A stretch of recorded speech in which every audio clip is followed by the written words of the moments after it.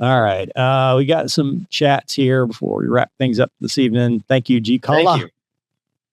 And then albino polar bear. This is a good question. That's awesome. Because you just had some experience this weekend. Was it hard, so to speak, transitioning to a commercial pilot from being a fighter pilot, and do the airline companies create training specializing in training for this?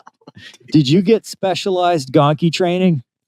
No. And when No. it's such the weirdest dynamic because I don't tell, like, okay, I had my annual check in the airplane like 2 days ago. Oh yes, tell us that story. Tell us the rest. No, I'm not telling that story. But, so there's lots of things I don't know, right? And so I called one of the check airmen here in my base, and we're talking, and he's like, "Dude, just tell me you're an F-18 pilot. He'll be so blah blah blah." And that's like the perception, right? It's like as soon as like that comes out that I flew Hornets, because the place I'm at, mostly it's not military guys. And, they hold you in really high regard. And then I'm like, this is going to be like such a letdown when they see me actually fly this thing. Wait till you see me fly around with the gear down. Yeah, pretty much. Watch this, dude. It's different. Yes.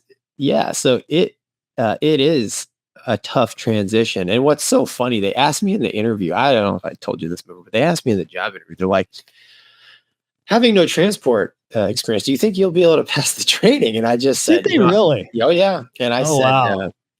I just said, well, that remains to be seen, but I said, I've never not been able to pass any formal training flight course. And they were like, okay. And the only reason why I got through training without any fails, I managed to get through without having to redo anything, barely. But it's because my sim partner was like, he was phenomenal, and he spent a lot of time ramming 121 stuff in my head. But and the whole reason why, and I think Mover can say this, is it's completely different types of flying. I mean, like Mover makes fun of me. Like, I still have a hard time getting the gear and the flaps up all the way in an airliner because it takes forever. In a fighter, as soon as the tires come off the ground, gear flaps up. Boom, done, and I'm done. We're done. I do the quick takeoff check in my head. I'm done. I'm good. Now I'm off to bigger and better things, right? Lock them up, test web, all this other cool stuff, right? But in the airliner, it's like, first, you got to ask to put the gear up, and then you put the gear up, and then you talk about the lights on the gear, and then after that, you're waiting. The lights on the gear. Yeah, right. It tells you, hey, positive climb. I reach, gear up. So I put the gear up, and I'm waiting for but I don't say gear up until I see the light. Dude, these are all procedures, right? And then the 7.3, we had the 3-position gear switch, so you still had to remember to put it back in the middle. Yeah, this is the stuff I'm talking about. And then like you're waiting for the flap forever. Right. Forever. So it's hard. But it is flying, but it's just totally different. I don't know, Mover, what's your take? So I enjoyed, I'm going to roast myself for this. I'm going to remember these words. Yeah. I enjoyed my initial training in the 737.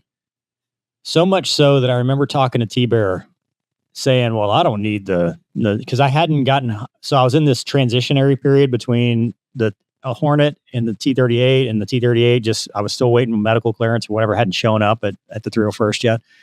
And I remember telling T-Bear, I'm like, well, this is so much better. I don't need the stupid, Air Force thing. It's just a T-38, whatever. And T-Bear's like, well, it is, training F-22 guys. I'm like, nah, but 737, I'm making more money and this is easier. And, this is still a good mission and I'll never go back. And boy, was I wrong. I had no idea. And it was challenging to me, but I will say that the training center in Dallas, everybody was awesome. So they made it easy. And I had a great captain. So it wasn't like, it was just different and exciting. And I was like, okay, I remember the first time they turned the motion on in the sim, I almost got sick because, you tumble. That's the spatial D. It was just a lot of like, okay, when do I do this? Okay, right. Why am I doing this? Right. And so that was kind of the difficult part because it almost was like you were overthinking everything, whereas flying was secondary in fighters because, okay, the jet is an extension of my body, right? It goes where I want it to go because I'm willing it to go there and I don't need to worry about it.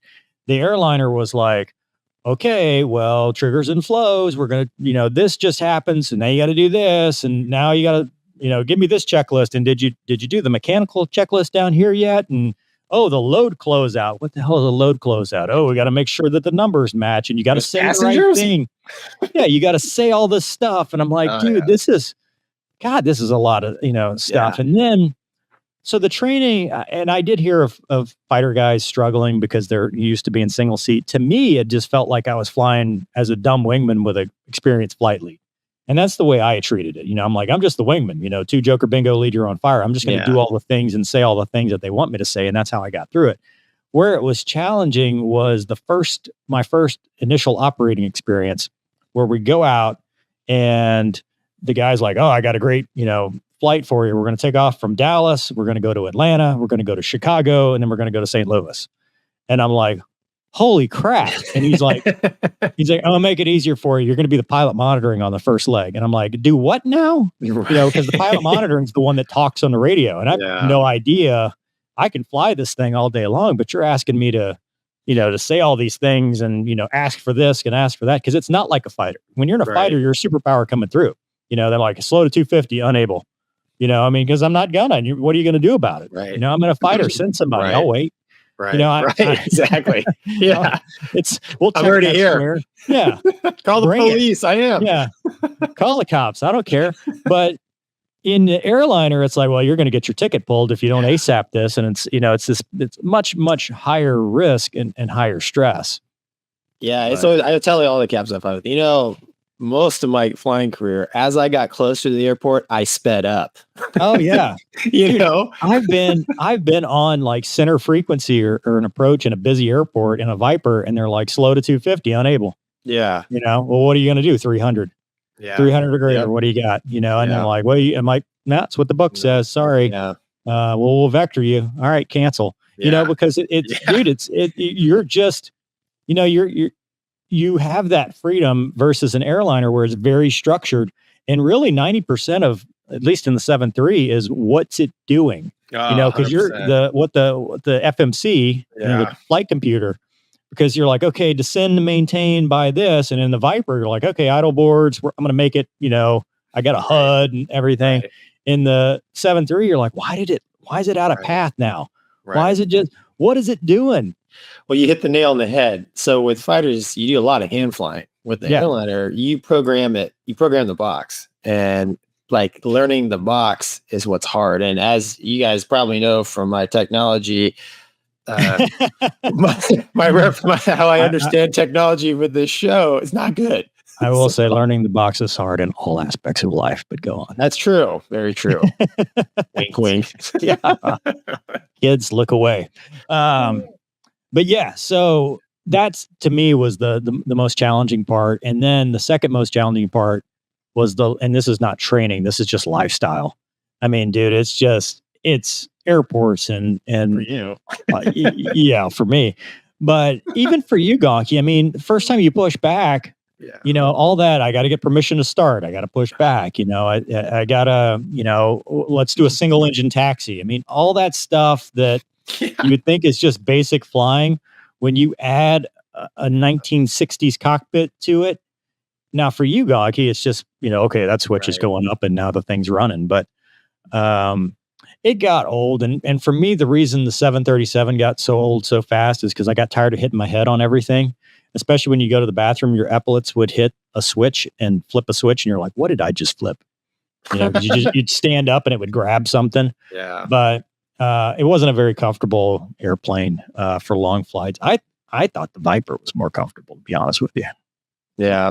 So where I'm at there getting the 7.3, and it's so funny, like the training center went to, like a bunch of the 7 guys have transferred to 7.3, and they were all talking. And I guess I love Boeing. I worked for Boeing. They're a fantastic company, but I guess some of the Boeing guys were a little bit butthurt because they straight up asked, what do you think of the Max compared to the Airbus? They're like, we hate this thing. I know. Max was cool. I mean, the engines take a little bit longer, but it's got all the power and it flies a little bit nicer. But dude, they needed this. It's just like everything else. We need some clean sheet. What happened to the America where we could design new stuff? That's all. Yeah. Why do we have to keep like polishing the same turd? I'm not saying that. I'm just saying, why do we have to keep doing that? But that's a great question. I think we've answered this a couple times, but every time it's a fun conversation.